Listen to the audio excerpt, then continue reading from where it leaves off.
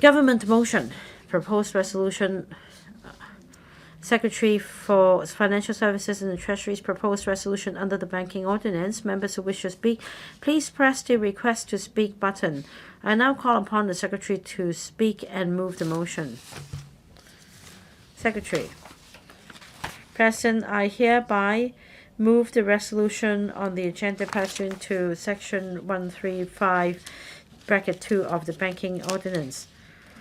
This resolution seeks to adjust the fees set out in the second schedule to the Banking Ordinance. Schedule 2 to the Banking Ordinance prescribes the fees authorized institutions, AIs,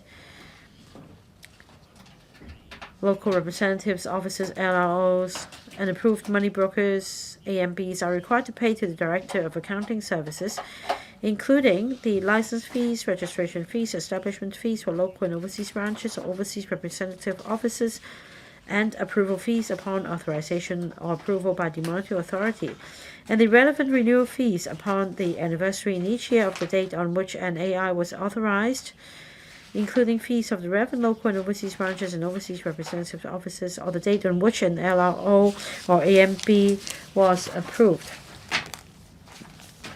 As announced in the 2024-25 budget, the government will review different fees and charges in a timely manner. Following the adjustments in 2024, the Hong Kong Monetary Authority has recently completed a further review of the fees prescribed in the second schedule to the ordinance and proposes to raise the related fees. In proposing the fee adjustments, the Hong Kong MA has taken into consideration relevant factors, including general price inflation, corresponding fee levels in other jurisdictions, the operating costs of the financial institutions. The impact on Hong Kong's competitiveness as an international financial center has also been assessed and taken into account.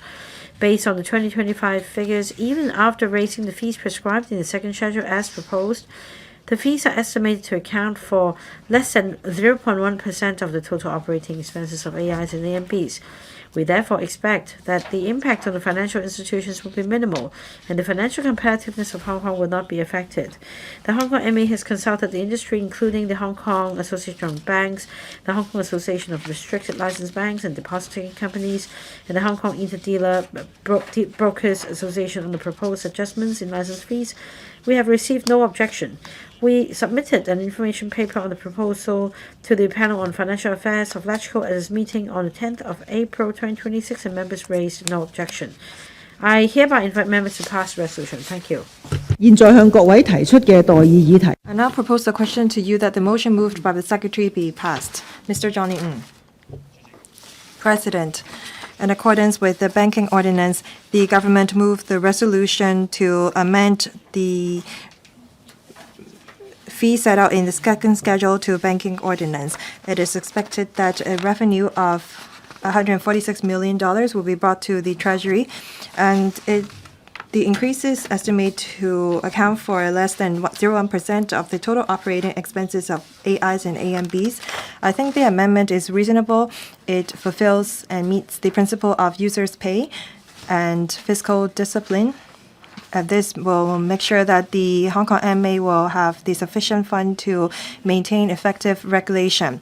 Hong Kong continue to be the third most competitive market in Asia, and our banking industry ranks the first around the globe. This is because we have a robust foundation and a regulatory system.